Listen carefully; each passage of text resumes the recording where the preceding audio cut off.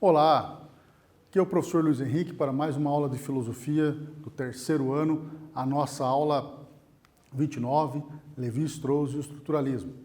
Sempre lembrando vocês que o sistema de presenças do Classroom mudou, então assim que vocês enviam uma atividade, a presença de vocês é registrada, então façam a atividade, enviem, que a presença será devidamente registrada. Também lembrando sempre aos alunos que por qualquer motivo não consigam acessar o Classroom, entrem em contato com a sua escola para levar a atividade até a escola e a sua presença ser computada e a atividade corrigida pelo seu professor. Também lembramos que dúvidas, curiosidades, vocês devem consultar o seu professor pelo mural do Classroom, postar suas dúvidas, postar curiosidades e desenvolver todos os assuntos aqui trabalhados de uma maneira mais calma e tranquila com o seu professor via o Classroom. Então, continuando a nossa aula, na aula de hoje, o nosso objetivo é estudar o Claude Lévi-Strauss e o estruturalismo, distinguir os aspectos básicos do pensamento estruturalista, reconhecer os tópicos da vida e obra do antropólogo estruturalista Claude Lévi-Strauss. Na aula anterior, nós conhecemos o pensamento de Carl Gustav Jung, a sua relação com a psicanálise, os conceitos de inconsciente coletivo, arquétipo e complexos. Exercício número 1. Que relação é possível estabelecer entre os conceitos de inconsciente coletivo e arquétipo na teoria de Jung? Façam essa atividade, que é uma revisão dos conceitos de Jung, e já voltamos.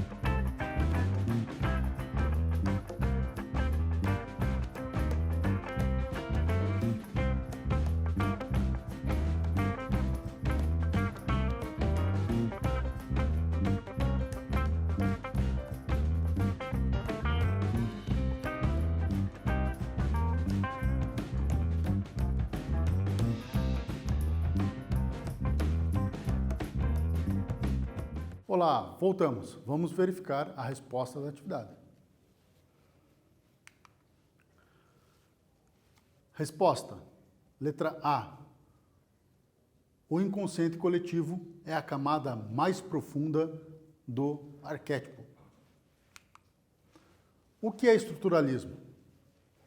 Então, pessoal, agora entramos para valer na aula de hoje, certo? Que vai dar continuidade a esses temas que perpassam a filosofia, toda a questão da psicanálise, Freud, Jung, como uma questão que nós vamos debater aqui agora, do estruturalismo. Nós vamos ver que o Lévi-Strauss teve uma formação de filósofo, mas fez toda a sua carreira como antropólogo, inclusive viveu um tempo aqui no Brasil, deu aula na Universidade de São Paulo, a famosa USP, também fez vivências em tribos indígenas do interior de São Paulo, para conhecer a cultura indígena brasileira e tal, o que lhe rendeu várias pesquisas e livros mundialmente famosos. Então, o Lévi-Strauss tem essa grande importância pela relação que ele teve com o Brasil, de ter morado aqui, ter ministrado aulas na universidade e também ter visitado, convivido com tribos indígenas brasileiras, que gerou boa parte da sua teoria. O estruturalismo, assim como a psicanálise, vai perpassar os debates filosóficos.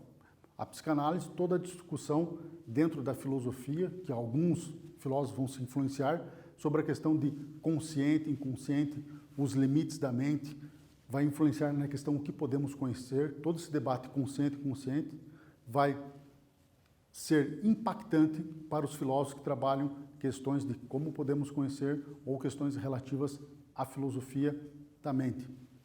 O estruturalismo, que nós vamos começar hoje, também vai ser igualmente impactante. A filosofia, alguns filósofos contemporâneos, principalmente depois ali da Segunda Guerra Mundial, vão se apropriar desse estruturalismo, desse método, e também fazer filosofia a partir dele. E a partir do momento que alguns filósofos usam o estruturalismo para fazer filosofia, adivinha o que acontece, pessoal? O estruturalismo passa a fazer parte do debate filosófico para o bem e para o mal, no sentido que alguns vão elogiar esse método e outros vão criticar esse método, ok? O que é o estruturalismo? Uma corrente filosófica do século XX que está centrada no conceito de estrutura. Nas ciências, o termo estrutura contém o seguinte significado geral: conjunto de leis que delimita a atuação dos objetos em um determinado domínio. Temos ali um exemplo da química e um exemplo da biologia. O termo foi adotado por pensadores como Lévi-Strauss, que nós estamos trabalhando hoje e vamos nos ater um pouco mais, Louis Althusser. O Althusser foi um grande pensador no campo ali da economia, do pensamento social e político. Michel Foucault. Michel Foucault, hoje, no momento, um dos filósofos mais lidos e citados em pesquisas acadêmicas.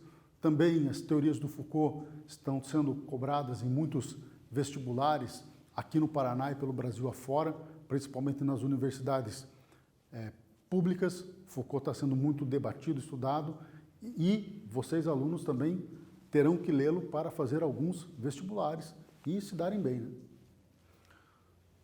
E Lacan. O Lacan é um outro psicanalista muito importante, que vem ali logo na sequência, depois do Jung, também influenciado por Freud, que mais para frente nós vamos debater e ver como que ele vai influenciar a filosofia. Eu acho que desses três, Freud, Jung e Lacan, o Lacan é o que mais vai fomentar debate junto aos filósofos seus contemporâneos. E passou a aportar um significado filosófico, ou seja, o estruturalismo passa a se tornar parte da filosofia porque é aceito como um método para se fazer filosofia, para se estudar filosofia. Coloca em questão a ideia de eu e de liberdade, ressaltando a importância das estruturas. Aqui nós vamos retomar algo que nós já falamos bastante em aulas anteriores, principalmente quando abordamos o conceito de ciências humanas e as tendências naturalistas e humanistas em ciências humanas. Nós falamos bastante do sujeito, do eu, do indivíduo e da liberdade desse indivíduo, o que causa esse debate tendência naturalista e tendência humanista. A liberdade está entre os fatores que tornam as ciências humanas muito particular e principalmente acirram o debate entre tendência naturalista e tendência humanista nas ciências humanas, a questão da liberdade. E estamos vendo agora que o estruturalismo está preservando isso e levando isso muito a sério. O sujeito existe dentro de uma estrutura que estabelece sua individualidade e suas escolhas. Vejam bem, escolhas, liberdade de escolha, tudo isso presente no método estruturalista. Para o estruturalismo, o eu é uma construção. De novo, outra característica. O eu, o sujeito, ele é construído, ele não é pronto. Então, nós, seres humanos, na perspectiva estruturalista, e é por isso que alguns filósofos vão adotar isso como um método, trabalha com a perspectiva do eu, do indivíduo, do sujeito, como algo construído, e no sentido de ser uma constante construção. Você não para. O fim é a morte. Enquanto você estiver vivo, você vai estar sempre se reconstruindo.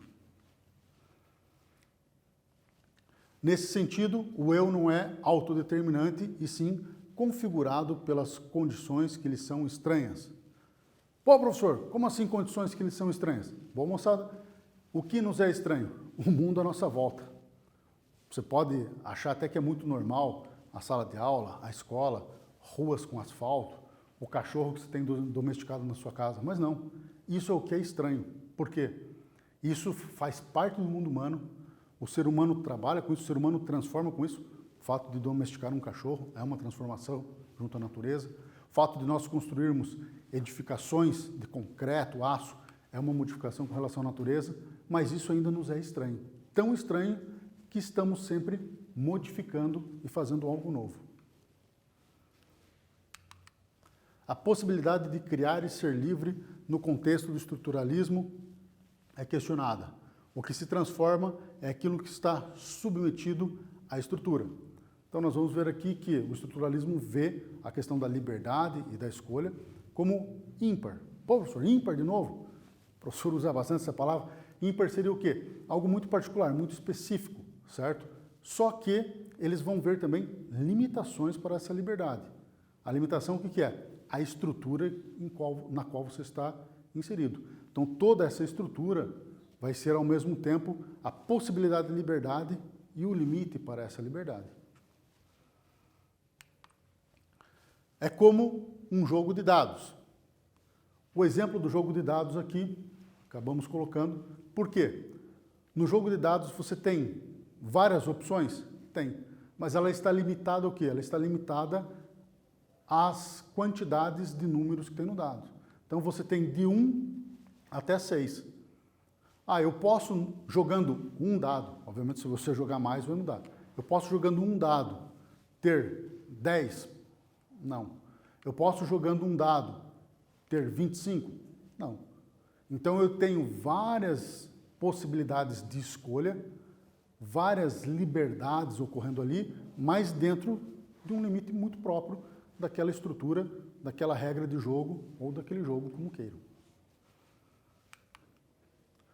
Essa corrente filosófica se opõe à ideia existencialista de que o homem está condenado a ser livre, do nosso grande filósofo Jean-Paul Sartre.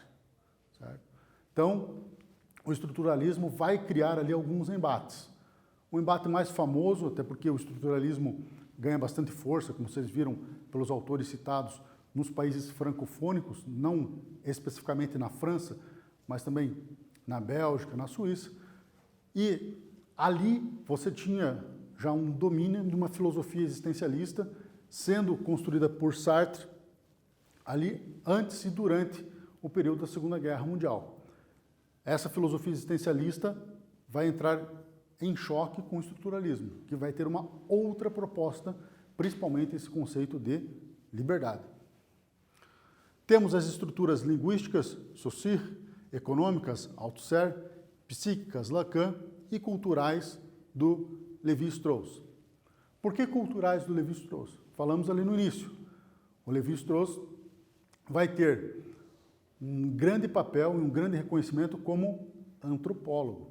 Como já falei, quando morou aqui no Brasil e deu aulas na Universidade de São Paulo, ele também fez visitas, observações participantes com tribos indígenas brasileiras.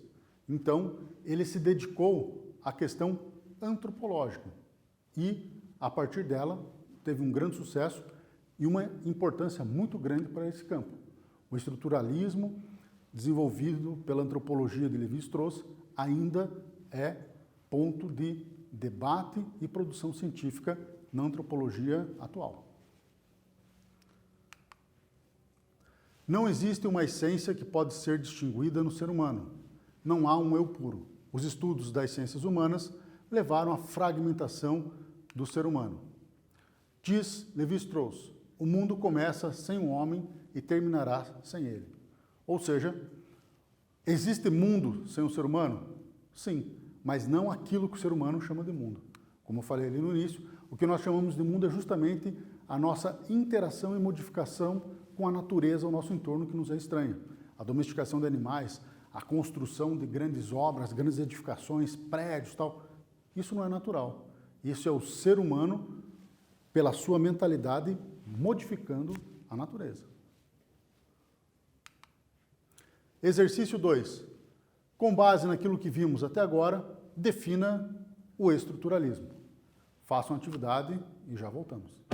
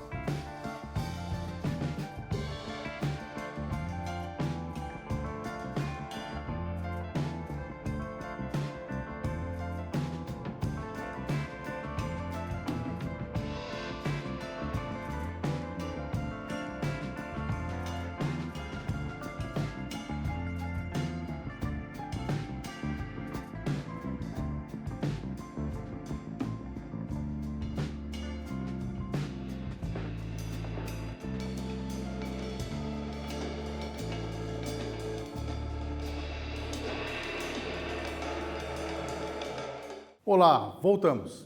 Vamos agora verificar a resposta da atividade. Resposta possível.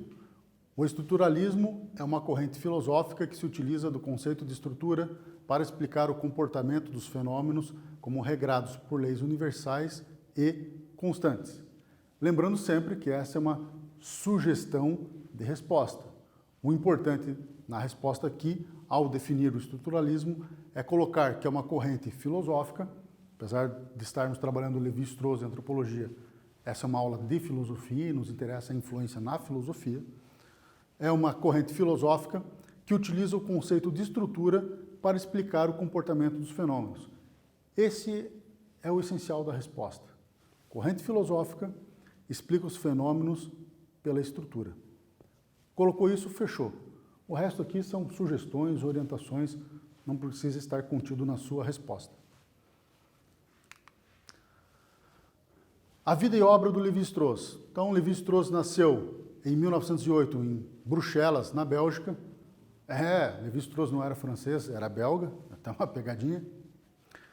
Era de família judia, foi viver em Paris e em 1931 diplomou-se em filosofia. Ô, professor, Lévi-Strauss, antropólogo, o senhor falou que fez pesquisa aqui em tribos indígenas brasileiras, é filósofo? Sim. A graduação dele, a formação basilar dele, o que a gente chama aqui de faculdade, ele fez em filosofia. Mas no decorrer do seu trabalho, quando ele vai fazer o que nós chamamos aqui no Brasil de pós-graduação, ele vai mudando conceitos e objetos de pesquisa e vai migrando paulatinamente. Professor, o que é paulatinamente? Devagar, de maneira gradual. Então ele vai migrando gradualmente para o campo da antropologia. Isso é possível, pessoal. Você não precisa ficar o resto da vida na faculdade que você fez. Tem médicos que viram psicanalistas, param de atuar ali em hospitais, tal, como o próprio exemplo do Freud, do Jung, que a gente falou, mas tem muitos médicos no Brasil que fazem isso. Você tem biólogos que depois de trabalhar 10 anos vão fazer curso de matemática e viram excelentes matemáticos. Então, pessoal, o caminho que você vai fazer na pós-graduação ou se você vai fazer uma segunda faculdade é livre. Só para vocês entenderem que isso que o Lévi-Strauss fez é mais comum do que vocês possam imaginar, inclusive aqui no nosso ambiente científico-acadêmico do Brasil. Você migrar de uma área para outra.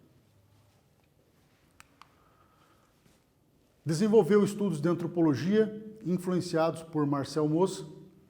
Marcel Mauss, então, é um antropólogo famoso que vai influenciar a pesquisa do Lévi-Strauss na área de antropologia. Então, ele tem essa influência desse antropólogo. Em 1935, vem ao Brasil para ensinar na USP. Como falei, deu aulas, a USP é a Universidade de São Paulo, deu aulas lá, ministrou aulas lá, e realiza estudos com grupos indígenas brasileiros. Então, também foi conviver com os nossos índios, conhecer a realidade de algumas etnias indígenas brasileiras, o que lhe rendeu muitos estudos, muitos livros clássicos. Lévi-Strauss entende que o conceito de estrutura fez com que a ciência linguística prosperasse e, por isso, pode ser apropriado pela antropologia. Que, pessoal, muito interessante. O Lévi-Strauss, então, ele não é um criador do conceito de estrutura e estruturalismo. Estrutura e estruturalismo é um debate que começa na área da linguística. O Lévi-Strauss vê esse debate, vê como uma adaptação possível para os seus estudos e adapta esse método para os seus estudos. A partir da utilização do Lévi-Strauss do estruturalismo para suas pesquisas de antropologia, ele se expande para as ciências humanas em geral, principalmente nos países francofônicos, como eu falei. Francofônicos são países que falam a língua francesa e têm uma influência da cultura francesa. Na obra Estruturas Elementares do Parentesco, aplicou o método da linguística e demonstrou que existem padrões nas relações familiares de diversas sociedades. As relações de parentesco se estabelecem a partir do fator universal da proibição do incesto, que seriam relações sexuais entre pais e filhos ou irmãos. Então, o que o Lévi-Strauss vai perceber nas sociedades que ele estuda? A nossa, ocidental europeia, como também outras, as indígenas que ele verificou aqui, que elas têm um padrão estrutural da onde elas crescem. Qual que é o padrão estrutural? não cometer incesto, tratar o incesto como crime. Que isso vai obrigar o quê? As pessoas a formarem novas famílias e não ficar num único núcleo familiar. A partir dessa elaboração da importância da proibição do incesto, de tratar o incesto como crime, ele vai desenvolver toda uma teoria antropológica muito interessante no livro já citado. A proibição do incesto implica a exogamia. O que é exogamia?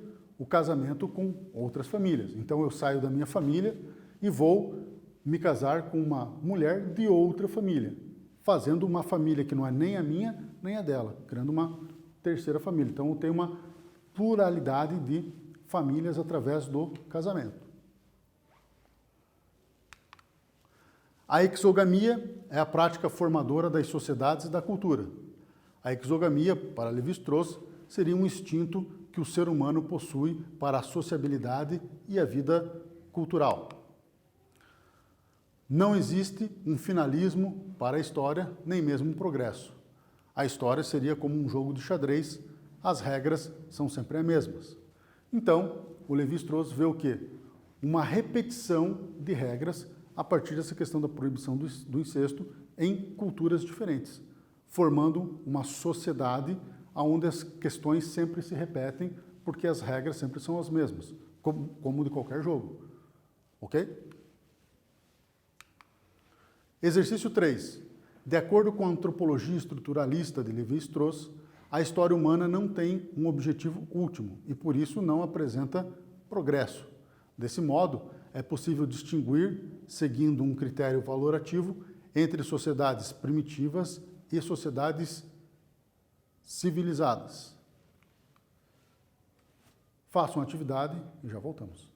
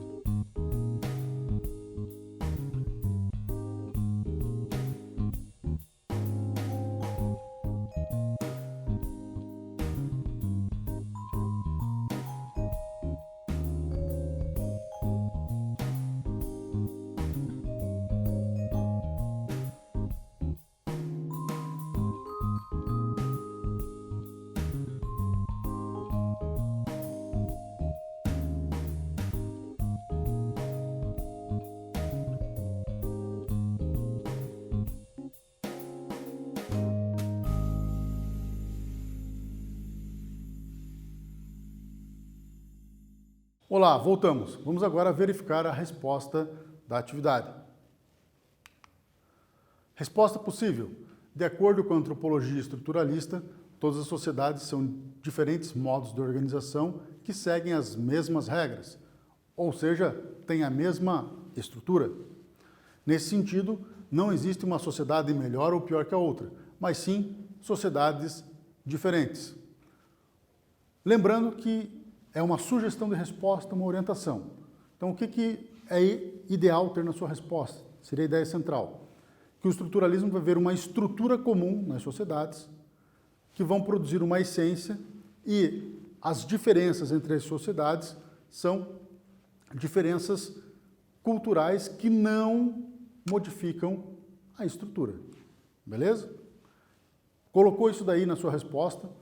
As sociedades têm as mesmas estruturas ou regras e as diferenças entre elas são diferenças culturais que não modificam a estrutura. Então a resposta está correta. Beleza? Segundo Lévi-Strauss, os mitos não são destituídos de lógica. A linguagem mítica se funda no sentimento, a científica na abstração. Nada é arbitrário nos mitos. Isso aqui é bem legal, pessoal. Tem muita gente que acha, mitologia é historinha, lenda é historinha, isso não tem nada a ver. Não. As mitologias e as lendas são histórias que têm lógica e sentido, porque pretendem, de uma maneira fantasiosa, sim, é uma maneira fantasiosa, sim, é ilusão, mas essa fantasia, essa ilusão, pretende dar uma explicação para a realidade, certo? Quando se conta uma historinha para uma criança, ou quando se conta uma lenda, uma fábula, ou quando se faz um mito, pretende-se explicar algo para alguém. Geralmente, explicar o quê? Questões morais da sociedade. Geralmente é para explicar questões morais da sociedade. Mas também pode tentar se explicar questões naturais, questões como vida e morte, etc. O pensamento mítico apresenta as mesmas ferramentas do pensamento científico. No livro Cru e Cozido, o Lévi-Strauss vai tratar dessa questão. Nada é arbitrário nos mitos, seus elementos estão concatenados numa linguagem. Os diferentes mitos das diferentes sociedades seguem uma mesma estrutura comum. Os mitos, segundo Lévi-Strauss, possuem 3 funções. Explicativa, dá sentido ao presente, organizativa, organiza a sociedade, e compensatória, dá sentido às perdas. Então, pessoal, quando nós contamos uma lenda, um mito, uma fábula, nós estamos querendo fazer o quê?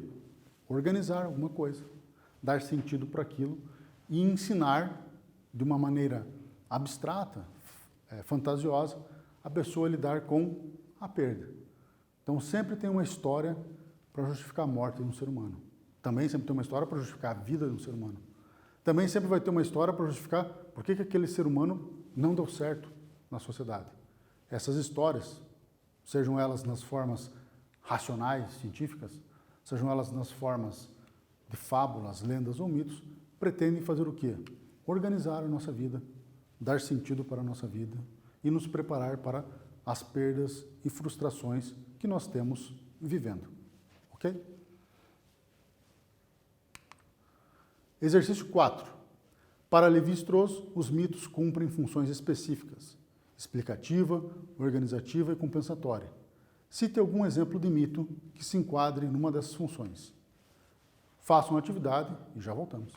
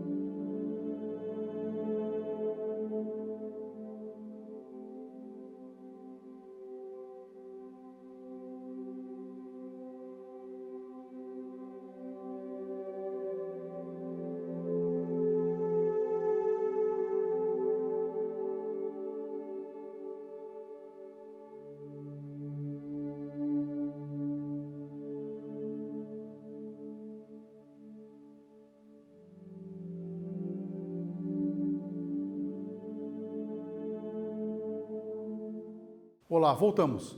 Vamos verificar as sugestões de resposta. Resposta possível. A. Explicativa, Torre de Babel, Perséfone, Prometeu. B. Organizativa, Édipo, Ícaro, Minotauro. C. Compensatória, Caixa de Pandora, o fruto proibido. Pessoal, aqui a resposta é bem livre. Vale mitos indígenas, vale lendas do folclore brasileiro, tudo aqui. Eu coloquei ali mitos mais eruditos, acadêmicos, que remontam à Grécia e Roma, mas toda forma de mitologia, de lenda e de fábula vale.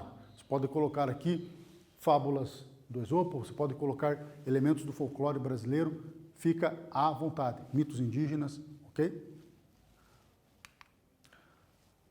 O pensamento dos povos, aspas, selvagens difere em essência dos povos, aspas, chamados civilizados. Nesta aula vimos que o estruturalismo é uma corrente filosófica que coloca em questão a ideia de personalidade e liberdade. Claude Lévi-Strauss foi um antropólogo que mostrou que não há diferença substancial entre sociedades ditas primitivas e civilizadas. Preste atenção nas aspas para primitivas e civilizadas, porque são termos pejorativos que caíram em desuso. Pessoal, muito obrigado. Até a próxima. Fiquem bem, fiquem em casa. Um grande abraço.